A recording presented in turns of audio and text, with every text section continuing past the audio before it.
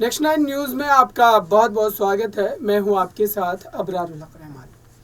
आज महाराष्ट्र के मुद्दे पर विस्तार से बात करेंगे। मेरे साथ बात करने के लिए मौजूद है कपिल। इनसे कई सवाल लेंगे और समझेंगे कि दरअसल महाराष्ट्र में इस वक्त उद्धव ठाकरे की जो तमाम रणनीति है वो कितना कारगर साबित हो सकती है और क्या वाकई बीएमसी चुनाव में वो वापसी कर पाएंगे, क्योंकि भारतीय जनता पार्टी और एकनाथ शिंदे की जोड़ी ने मिलकर इस बार काफ़ी आप कह सकते हैं कि बड़ी चुनौतियां जो है उद्धव ठाकरे के खिलाफ खड़ी कर दी है और लगातार एक के बाद एक कहा जा रहा है कि पार्टी में टूट जो है वो देखने को मिल रही है। कई नेता ऐसा भी जो है एक तरीके से खबर आ रहा है कि कहीं ना कहीं जो है कई नेता बीएमसी चुनाव से ठीक पहले पार्टी को छोड़ सकते हैं और ऐसा माना जाए तो कहीं ना कहीं एकनाथ शिंदे गुट जो है वो और ज़्यादा मजबूत हो सकता है आने वाले दिनों में।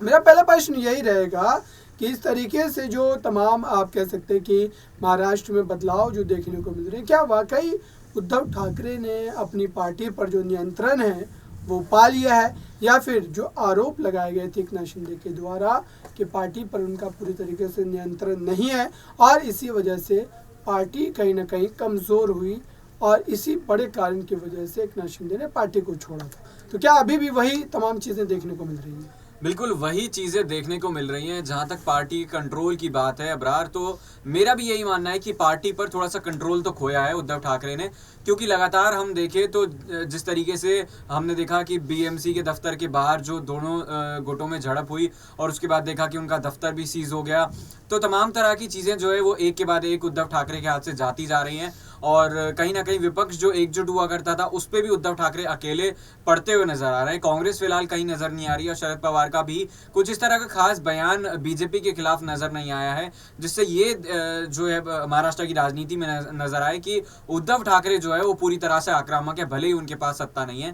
तो बड़ा जो है उद्धव ठाकरे के लिए मुश्किल हो चला है। बिल्कुल, कहीं ना कहीं उद्धव ठाकरे इस पूरी लड़ाई में अपनी जो है पोजीशन को मजबूत करने के लिए तमाम कदम तो उठा रहे हैं, लेकिन जनता क्या वाकई उन तमाम बातों पर मोहर लगाती हुई नजर आएगी? क्या उद्धव ठाकरे के द्वारा जो तमाम मुद्दे उठाए जा रहे, चाहे वो कर्नाटक महाराष्ट्र सीमा विवाद का हो या फिर भगत सिंह कोश्यारी के द्वारा दिए गए उस बयान का हो, ऐसे में अगर देखा जाए तो कर्नाटक और महाराष्ट्र का जो सीमा विवाद है, क्या जानबूझकर विपक्ष जो है इस मुद्दे को हवा देने की कोशिश कर रहा है ताकि एकनाथ शिंदे सरकार को घेरा जा सके? इतनी इसमें आप देखें तो कितनी सच्चाई नजर आती? क्या उद्धव ठाकरे जानबूझकर इस मुद्दे को बढ़ा चढ़ा करके कहीं ना कहीं पेश कर रहे हैं?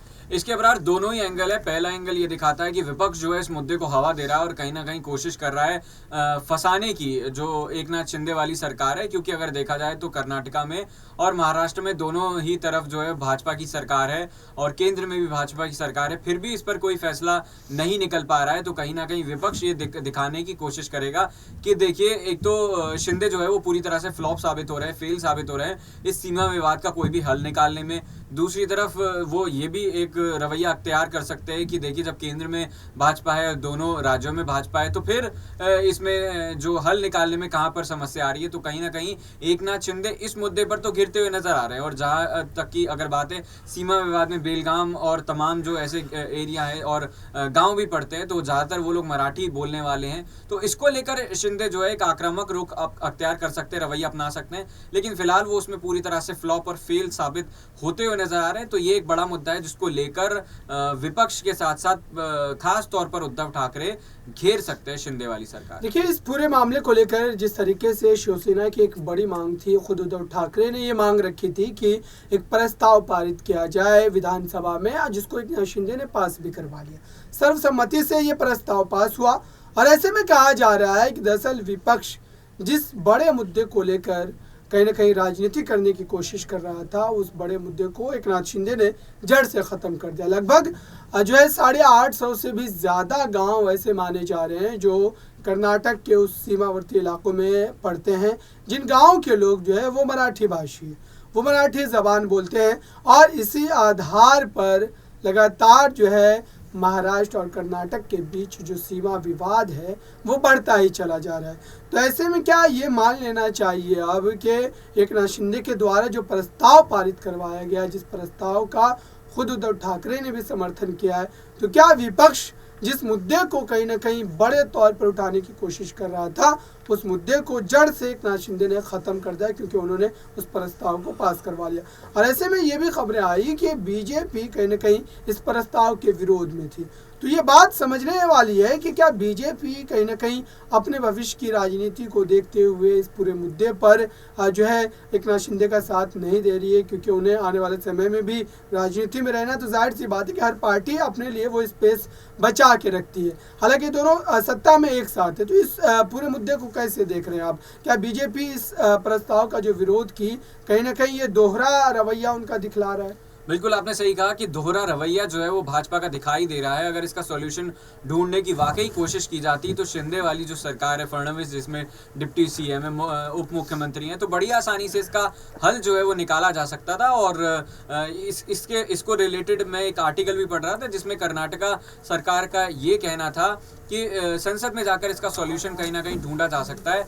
लेकिन वहीं अगर दूसरी तरफ बात करी जाए तो ये कहना था कि केंद्र सरकार और राज्य सरकार में मिलकर इसका हल निकाल सकते हैं। तो ऐसा कुछ फिलहाल नजर नहीं आ रहा होता हुआ। तो कहीं ना कहीं भाजपा इस मुद्दे को बुनाने की कोशिश कर रहा है और वो नहीं चाहता कि फिलहाल इसका सॉल्यूशन हो जाए। अगर इसका सॉल्यूशन अभी नहीं होगा, लंबे समय तक ये मुद्दा जाएगा और कहीं ना कहीं फिर जब चुनाव आएंगे, क्योंकि फिलहाल कर्नाटका में चुनाव है तो कर्नाटका के लिए एक बड़ा मुद्दा है, फिर महाराष्ट्र में जब चुनाव आएंगे तो ये महाराष्ट्र की सियासी राजनीति में जो है इसको मुद्दा बनाया जाएगा और वोट बैंक के लिए ही सिर्फ हो रहा है। और इससे ज्यादा मुझे लगता नहीं है कि इसमें कोई हल निकलता हुआ हमें दिखाई देगा। अगर कोर्ट के नजरिए से इस पूरे मामले को जो है, इस पूरे प्रकरण को समझने की कोशिश करें तो कोर्ट में जिस तरीके से मामला चल रहा है, चुनाव आयोग में भी 10 जनवरी को एक बड़ी सुनवाई होनी है। तो जाहिर सी बात है कि इस सुनवाई से पहले की अगर बात की जाए, बीती जो सुनवाई हुई थी उसमें कहीं ना कहीं उद्धव ठाकरे गुट के द्वारा जो तमाम सबूत कोर्ट के समक्ष पेश किए गए थे, उन सबूतों के आधार पर लगातार ये उद्धव गुट के द्वारा दावे किए जा रहे हैं कि कहीं ना कहीं जीत उनकी ही होगी। लेकिन क्या वाकई एकनाथ शिंदे गुट इतना ज़्यादा कमज़ोर पड़ जाएगा, ये एक बड़ा सवाल है। फिलहाल 10 जनवरी को जो एक सुनवाई होने जा रही है चुनाव आयोग में, उस सुनवाई के बाद क्या ये मान लेना चाहिए कि अब महाराष्ट्र का जो सत्ता को लेकर घमासान जो छिड़ा हुआ लगभग कई महीनों से, उस पर जो है अंकुश लग जाएगा, विराम लग जाएगा, या फिर ये लड़ाई और भी ज़्यादा दिनों तक जारी रह सकती है? बिल्कुल, ये लड़ाई जो है वो मुझे नहीं लगता कि ये फिलहाल जारी रहेगी। अगर मान लीजिए कि कोर्ट कोई फैसला सुना भी देता है और दोनों पक्षों को अपनी अपनी चीज़ें मिल भी जाती हैं, यानी कि अगर बात करी जाए जिस तरह से 16 विधायकों की बात करी जाए या बाकी तमाम जो मुद्दे अभी फिलहाल कोर्ट में लंबित हैं, जिसमें एक मुद्दा ये भी है कि वो जो प्रतीक चिन्ह है वो किसके पास जाएगा। अगर इन सब का फैसला हो भी जाता है, क्योंकि शिंदे ने सरकार गिराई है, उद्धव ठाकरे की अच्छी खासी चलती हुई सरकार गिराई है, तो इसका कहीं ना कहीं जो इसकी खींच है वो आने वाले वक्त में जरूर देखने को मिलेगी। और उसके साथ साथ कहीं ना कहीं ये कोशिश होगी कि आने वाले टाइम में, आने वाले वक्त में अगर उद्धव ठाकरे वापस सत्ता में आते हैं तो शिंदे के ऊपर तमाम तरह के न सिर्फ आरोप लगेंगे बल्कि वो कई बड़े बड़े केसों में घिरते हुए भी नजर आएंगे। तो ये राजनीति जो है अब आने वाले वक्त में तकरीबन 5 से 7 से 10 साल में गहराती हुई नजर आएगी। और जहाँ तक राज्य सरकार की बात है तो शिंदे को लगातार उद्धव ठाकरे की कोशिश रहेगी कि तमाम आरोपों के जरिए उनका इस्तीफा मांगा जाए, उन्हें घेरा जाए और कैसे ना कैसे करके सरकार गिरा दी जाए। एक आखिरी प्रश्न रहेगा। दरअसल विधान परिषद में जिस तरीके से नागपुर में कहीं ना कहीं शिवसेना का जो कार्यालय था वो एकनाथ शिंदे गुट को आवंटित कर दिया गया, तो इसको कैसे देखें? और साथ ही बीएमसी में जिस तरीके से शिवसेना और एकनाथ शिंदे गुट कहीं ना कहीं कार्यालय को लेकर आपस में भिड़ते नजर आए, उसके बाद आखिरकार बीएमसी को तमाम जो है पार्टियों के जो कार्यालय उसको सील करना पड़ा। तो इस मुद्दे को कैसे देख रहे हैं? क्या एकनाथ शिंदे कहीं ना कहीं इस वक्त शिवसेना पार्टी पर पूरी तरीके से अपना दावा, अपना हक जताते हुए नजर आ रहे हैं? बिल्कुल, एकनाथ शिंदे न सिर्फ दावा जताते हुए नजर आ रहे हैं बल्कि चीजें उनके हक में जाती हुई नजर आ रही हैं। और जिस तरह से एक के बाद एक उन्हें चीजें मिल रही हैं, आने वाले वक्त में अगर सुप्रीम कोर्ट कहीं शिंदे के समर्थन में अगर प्रतीक चिन्ह से लेकर तमाम फैसले दे देता है तो कहीं ना कहीं उद्धव ठाकरे के लिए बहुत ही निराशाजनक और मुश्किल भरा समय होगा। और आने वाले वक्त में फिर उन्हें वापस सत्ता में लौटना, चाहे वो मुख्यमंत्री पद की कुर्सी हो या फिर सरकार बनाने जैसी चीजें हो, तो ऐसी चीजों में उन्हें खासी मुश्किल आ सकती है। और कहीं ना कहीं शरद पवार और कांग्रेस दोनों किनारा करते हुए भी नजर हमें आ सकते हैं। बिल्कुल, कहीं ना कहीं महाराष्ट्र की सियासत में इस वक्त घमासान लगातार चल रहा है। फिलहाल देखते आने वाले समय में क्या बदलाव होते हैं।